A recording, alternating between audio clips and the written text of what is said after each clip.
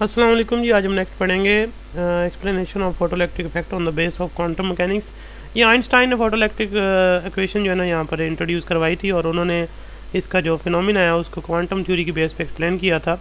लेकिन जब photon fall करता है मेटल सरफेस के ऊपर तो वो डिसअपेयर हो जाता है, एनर्जी अब्जॉर्ब हो जाती है, इलेक्ट्रॉन वो अब्जॉर्ब करने के बाद पुल आउट हो जाता है, इजेक्ट हो जाता है, यानी अपना एटम लीव कर देता है, सरफेस को लीव कर देता है वो।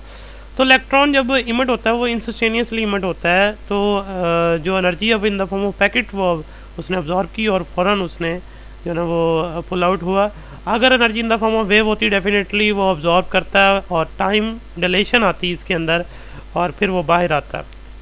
अब नेक्स्ट है ये कि एनर्जी जो है वो अगर उससे कम होगी जो उसको रिक्वायर्ड है पुल आउट करने के लिए, फिर डेफिनेटली वो उस सरफेस को लीव नहीं करेगा। तो इंटेंसिटी ऑफ लाइट अगर आप बढ़ा देते हैं थ्रेशोल्ड फ्रीक्वेंसी की बिलो फ्रीक्वेंसी के ऊपर, तो डेफिनेटली उस इंसिडेंट लाइट के ऊपर कोई भी इलेक्ट्रॉन इजेक्ट नहीं हो पाता। तो ये जो थ्रेशोल्ड फ्रीक्वेंसी का फैक्टर है ये क्लासिकल थ्योरी एक्सप्लेन नहीं कर पाई। तो ये यहाँ पर ये है कि थ्रेशोल्ड फ्रीक्वेंसी से बिलो फ्रीक्वेंसी के ऊपर जब लाइट फॉल करती है, इंटेंसिटी चाहे आप 100 पे कर दें, कोई इलेक्ट्रॉन इजेक्ट नहीं होता। तो मिनिमम जो एनर्जी रिक्वायर्ड है इलेक्ट्रॉन को पुल आउट करने के लिए सरफेस से, उसे हम वर्क फंक्शन का नाम देते हैं और उसे हम यहाँ पर फाई से डिनोट करते हैं और phi is equal to H F होगा। एच एफ से मतलब वही जो एनर्जी प्लैंक असम्पशन में हमने एक्सप्लेन की थी। उसके बाद देखें phi is equal to H F है। तो आइंस्टाइन ने जो बात एक्सप्लेन की थी वो ये कि जब एक फोटोन एनर्जी लेके आता है एच एफ, वो फॉल करता है मेटल सरफेस पे, तो उस एनर्जी का कुछ पोर्शन इलेक्ट्रॉन को इजेक्ट करवाने में जो है ना वो यूज़ होता है और बाकी की जो रिमेनिंग एनर्जी बनती है वो इलेक्ट्रॉन टेकअप करता है और कैरी ऑन करता है एज काइनेटिक एनर्जी। तो ये उन्होंने एक्सप्लेन किया कि जब फोटोन जाके अब्जॉर्ब होगा तो उसका कुछ पोर्शन, एनर्जी का कुछ पोर्शन इलेक्ट्रॉन को वहाँ से निकालने के लिए यानी कि यूज़ होगा और बाकी का जो रिमेनिंग पोर्शन होगा वो इलेक्ट्रॉन कैरी करेगा एज काइनेटिक एनर्जी। तो यहाँ देखिए इक्वेशन में इंसिडेंट फोटोन एनर्जी, उसमें से वर्क फंक्शन माइनस करेंगे, बाकी रिमेनिंग जो बचेगी वो इलेक्ट्रॉन को एज काइनेटिक एनर्जी मिलेगी। तो देखें इंसिडेंट फोटोन एनर्जी जो है वो एच एफ है और वर्क फंक्शन जो है वो H F not. F not मतलब वो थ्रेशोल्ड फ्रीक्वेंसी जो मिनिमम रिक्वायरमेंट है इंसिडेंट लाइट के अंदर इलेक्ट्रॉन को इजेक्ट करवाने के लिए, उसे एच एफ नॉट कह रहे हैं।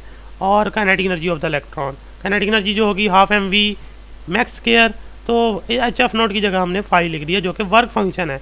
This is known as Einstein photoelectric equation.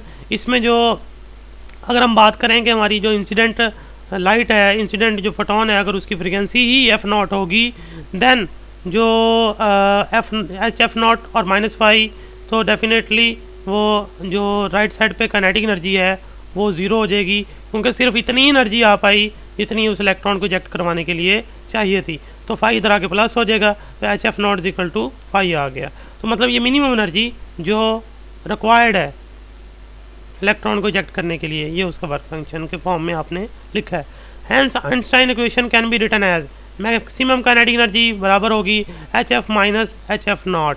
तो एच एफ जो है वो total energy, H F naught work function हो गया, तो ये मैक्सिमम काइनेटिक एनर्जी। अब ये क्वेश्चन जो है ये सिर्फ उन्हीं इलेक्ट्रॉन के लिए सूट करती है जो मैक्सिमम काइनेटिक एनर्जी से जो है ना बाहर आते हैं, और सारे इलेक्ट्रॉन जो इजेक्ट होते हैं मेटल सरफेस से वो मैक्सिमम काइनेटिक एनर्जी से बाहर नहीं आते, क्योंकि कुछ इलेक्ट्रॉन तो स्ट्रेट आउट वो यानी कि मेटल सरफेस से बाहर आ जाते हैं और कोई एनर्जी लॉस नहीं करते एटॉमिक कोलिजन के अंदर, लेकिन कुछ जो है वो बाहर आने से पहले एटॉमिक कोलिजन करते हैं, यानी डिफरेंट लेयर से जब वो बाहर आते हैं तो डेफिनेटली क्या होता है कि वो जो एटॉमिक कोलिजन होता है उसके दौरान उसकी काइनेटिक एनर्जी लॉस हो जाती है।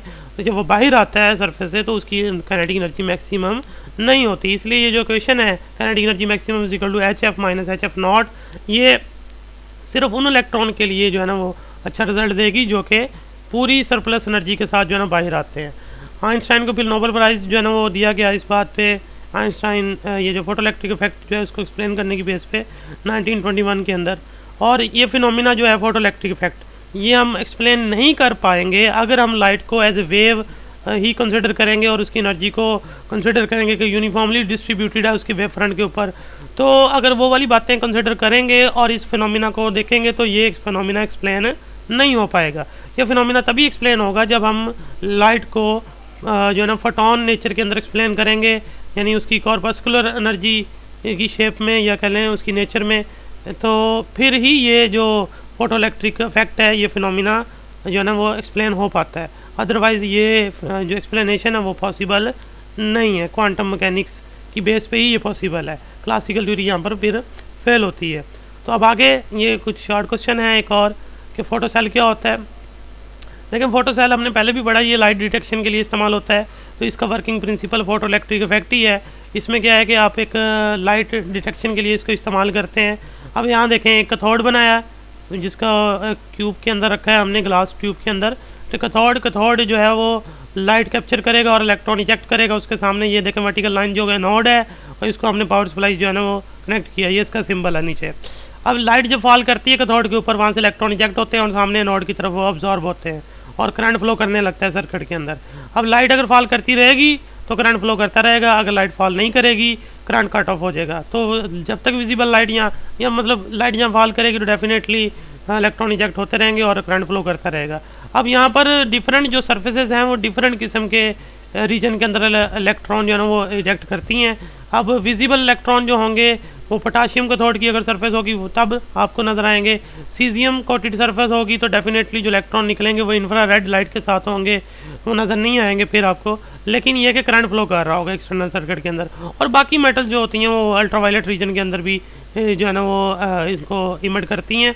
तो जो भी सरफेस होगी जो लाइट जिस पे एक्सपोज कराएंगे डेफिनेटली इलेक्ट्रॉन वहाँ से इमिट होंगे, करंट फ्लो करेगा एक्सटर्नल सर्किट के अंदर, और ये करंट इंटेंसिटी ऑफ लाइट के साथ जो है ना बढ़ेगा, क्योंकि इंटेंसिटी ऑफ लाइट ज़्यादा होगी, नंबर ऑफ फोटॉन ज़्यादा होंगे उसके पास, और ज़्यादा इलेक्ट्रॉन इमिट होंगे तो डेफिनेटली जो करंट है वो बढ़ जाएगा। और अगर आपने ये जो लाइट है उसको इंटरप्ट किया, कट ऑफ किया, तो डेफिनेटली करंट भी बिल्कुल कट ऑफ हो जाएगा। तो यहाँ पर इसके कुछ एप्लीकेशन दी गई हैं जो कि एवरीडे लाइफ में हम यूज़ करते हैं, सिक्योरिटी सिस्टम्स के अंदर, काउंटिंग सिस्टम के अंदर, ऑटोमेटिक डोर सिस्टम के अंदर, ऑटोमेटिक स्ट्रीट लाइट के अंदर, एक्सप्लोरर मीटर ऑफ और द फोटोग्राफी के अंदर, और sound track of the movie के अंदर। तो ये डिफरेंट जगह पर ये इसकी एप्लीकेशन ये भी शॉर्ट क्वेश्चन में पूछी जा सकती हैं।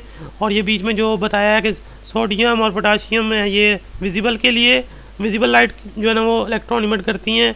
सीजियम कोटेड जो है वो इंफ्रारेड, ये याद रखना, ये एमसीक्यूज़ में पूछा जा सकता है। बाकी भी इंशाल्लाह नया फिनोमिना एक्सप्लेन करेंगे कॉम्पटन इफेक्ट, जिसमें हम दोबारा वही क्लासिकल के वो जो 3 पॉइंट्स हैं अबाउट इलेक्ट्रोमैग्नेटिक वेव्स, और जो मॉडर्न के अब 3 हैं वो सही साबित होंगे।